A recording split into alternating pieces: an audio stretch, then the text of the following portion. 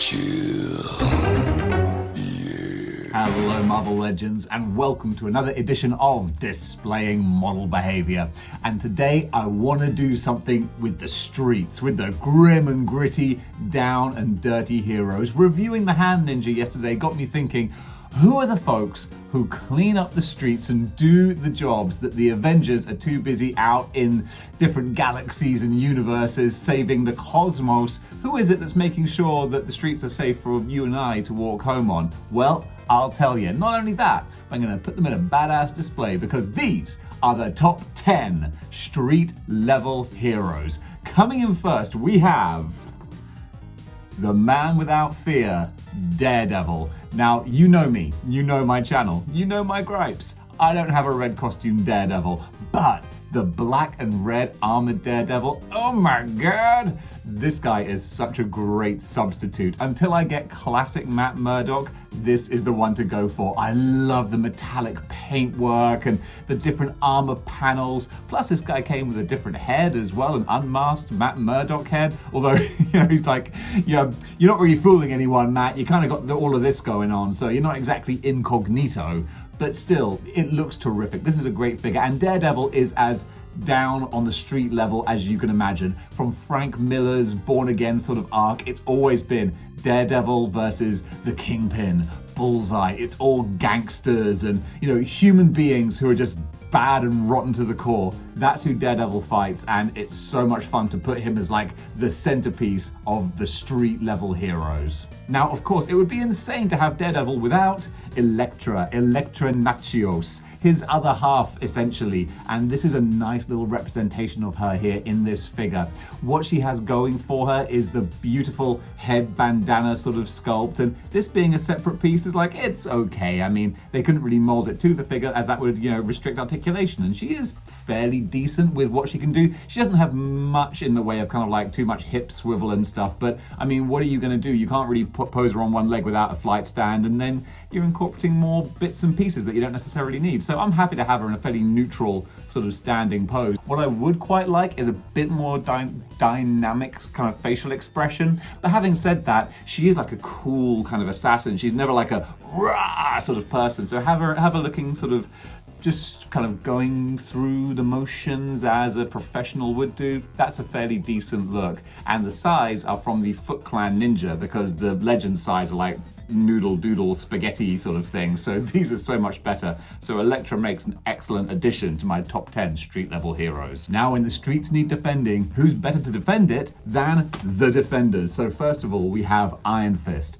There are a couple of Iron Fists out there. This is the kind of main, most easily readily available one. That's what I was trying to say. There's also a white costume version of this as well, and then there's one where he's kind of like shirtless with the tattoo on his chest from the Defenders box set, but those are a little harder to come by. This one's a little easier, and this is kind of like a little sleeper hit of a figure. Check out the wraps. I love the wash on his hand wraps here that just make them look dirty and like he's been, punching the wooden dummies and stuff with these. That looks really great.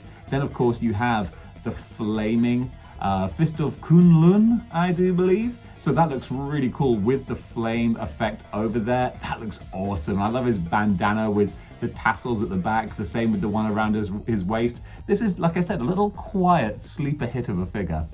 And how could you possibly have Iron Fist without Power Man? Luke Cage, a guy who really got a renaissance in the early 2000s when Brian Bendis took him over and was like, I'm going to make Luke Cage a thing. Because he's always been sort of on the periphery, but I dare say in the 90s he was kind of forgotten about to an extent. And then Brian Michael Bendis injected new life into the character with the New Avengers, and he's just gone from strength to strength ever since. A great figure, and this is on the Hyperion mold, I think. So people could argue, I don't know, maybe like a little bit too jacked up, but I think it's actually a pretty good compromise, to be honest. I'm not a big fan of kind of the silver metallic kind of boots on here. I feel like it looks a little bit too superhero-y. And I like Luke Cage looking a bit more kind of like down with the streets, kind of, you know, these should be like jeans and whatnot. But then again, if he has that, then he looks a bit too much like his Netflix counterpart. So this is actually a fair kind of compromise where he looks more like a regular sort of guy, but with just little superhero elements that bring out that kind of more superheroic look, I suppose. And of course, you can't have Luke Cage without the gauntlets. He can lose the tiara, but I'm sticking with the gauntlets. So we have the 4 core defenders, but backing them up is, of course, Misty Knight. Speaking again of a character who's kind of gone to more prominence over the last few years, Misty Knight is popping up more and more in the comics, and I like her more and more as they flesh her out. I didn't realize until that long ago that she's like had a relationship with Iron Fist. The two of those have kind of been sort of on again, off again, you know, not will they, won't they, because they did. But I don't know if they're still together as a couple, but I love that sort of dynamic between the two of them, and Marvel having a cool interracial couple, that's awesome. I dig that. And this is a figure that I'm really torn on, actually, because I like all the sculpt here and the golden piping on her I don't know what you call it, a onesie? Jumpsuit, that's what I was trying to call it. She's got the classic hair, the hoop earrings. It's a great Misty look, but I feel her eyes are a little bit far apart. She's a little bit boss-eyed, which is a real shame, because if not for that, I would, you know, be giving this figure much more praise. She's got a different gun in her hand. When I bought this figure, it didn't come with the original, but I actually prefer the more realistic looking gun. And since Misty features so prominently in the new Ravencroft series, I would love to see an updated Misty Knight. All right, don't get mad at me, but I'm going to do a kind of a twofer here, all right, because it is Cloak and Dagger. You can't have Cloak without Dagger. They go together like salt and pepper, or like PB&J. You got to have them both, and they make a great combo. As figures, I love the fact that you can sort of have Cloak kind of stepping out of Dagger stepping out of Cloak's cloak. I should have known their names from the fact that one is Cloak and one has daggers, so that's an easy one to remember. But yeah, these two I'm really, really fond of, especially with Cloak. He has the slightly transparent cloak here. He's pretty much a statue because you can't really do much dynamic posing with the figure because it's all wrapped up in this plastic. It's softer plastic, but not so much to really allow him much movement, but that's fine because you always imagine Cloak, or I do, as being sort of very stoic and stood upright and very proud and not really moving too much. So that works very well. And the face sculpt, I used to picture Cloak as being more of like a kid, and they've sort of aged him up, which is no bad thing. I like this goatee and more sort of serious look on his face. He looks like a badass character. So juxtaposing that with the very sort of, you know, beautiful, angelic sort of look of Dagger, the two of them together make excellent street level heroes. Going deeper into the Spider-Verse, we have the new vintage Black Cat, or retro Black Cat. Is it vintage? Is it retro? Whatever you want to call it.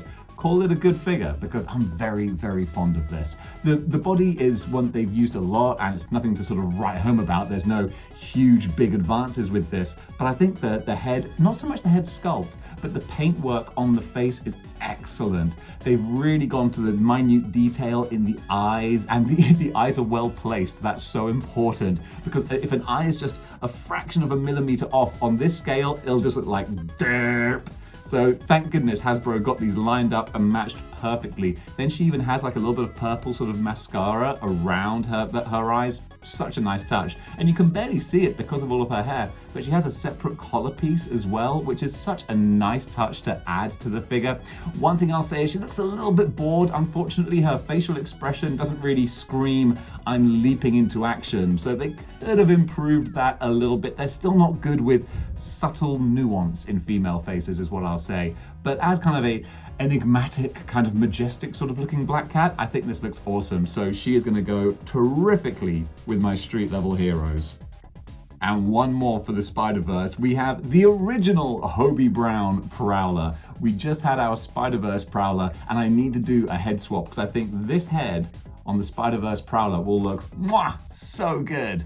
But for now, we have this basic street level Prowler. And look, I know a lot of people, you're not keen on the plastic capes, and I get it. Like at a glance, it looks okay, but the fact that if this moves, especially with his cape, it's always part of the Prowler design is that the cape kind of goes almost like a scarf kind of in front of his face, but because of that, it gets very sort of ruffled up quite easily, and it can sort of get in the way. So it's a bit of a shame, but despite that, I think this is a great figure because first of all, just the paint job's very nice. I love his clawed hands, his kind of bandoliers around his wrists, and the ones that go around his legs, they look great if you can get them up into the right place. Normally I have to heat these up with hot water and sort of push them up his thighs. Otherwise, as you can see, they'll slip down and become like anklets, which are not nearly as terrifying. But still, when you do have him posed right and you've managed to manipulate your way around the plastic cape, he looks great with the other street level heroes.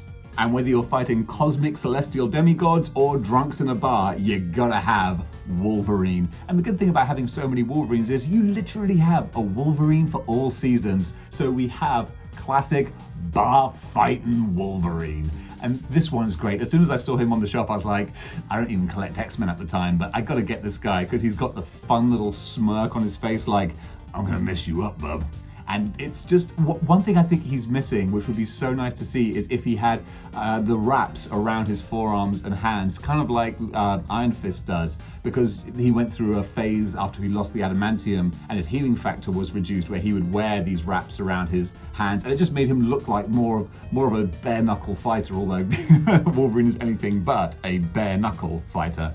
But this is a great barroom kind of character. I've seen so many great photographers do awesome action figure art with Wolverine in this kind of look, in this barroom setting. You can also, of course, pop off the cowboy hat head and use this head for so many other Wolverines, obviously. You wouldn't use that head for a Jean Grey, but this head on the yellow costume Wolverine, I think is a really fun way of mixing things up as well. It's just a cool character, and again, you don't get much more street level than this. My only problem with the figure is he's wearing black leather boots with jeans. I'm not a fashionista or anything, but you don't do that. That's casual and formal. That don't work. But besides that faux pas, Wolverine looks great on the shelf. And finally, it doesn't get more street level than the Punisher. And I know I've got this figure out for a few different ensembles, but it's just such a good figure. This is one of the absolute highlights of last year. And look, you can't get more street level than a sawn off shotgun and a machete. And that's a guy who's like, you're not about to go fight Galactus with these. No, you're gonna go wreck some fools who are drug dealing and loan sharking and all that kind of thing. And that's what the Punisher is all about. And speaking of street level, just look at how battered up this guy's face is. This guy is not someone who's just been to the local A&E. This is someone who's got horribly beaten, then gone back to his seedy motel and like stitched himself up and thrown some plasters. Talking about faces that actually do have great nuance, this grimace here looks so good, and the blue eyes look like a guy who has seen too much and yet he's gonna see more. Also, I love the way that they've really aged up the face. He's got these sort of sunken cheeks and he looks like a guy who, barely sleeps, doesn't eat enough, and just works out and kills people. And that's what the Punisher is, and I think he looks awesome. So folks, that is my street level collection. Look at these guys all together. There are so many street level heroes, and that's one of the things I love about Marvel being set in our real world. This is New York, real sort of human being type characters, some with some more fantastical abilities than others, but on the whole, they're just these down and dirty, grim and gritty bar fighting characters, and I love them. So folks, who are your favorite street level heroes? And I know what you're thinking, and I'm way ahead of you. The next team building is going to be the street level villains. Who are the guys who we can throw up against these characters to oppose them? Why are these guys here? Because there's bad people doing bad things, and the next show is going to be a compilation of all those guys. Well, I say all of them, the top 10 who are going to make a wicked display. So folks, thanks for watching. If you enjoyed this and you want to see more, join the 6-1 clicks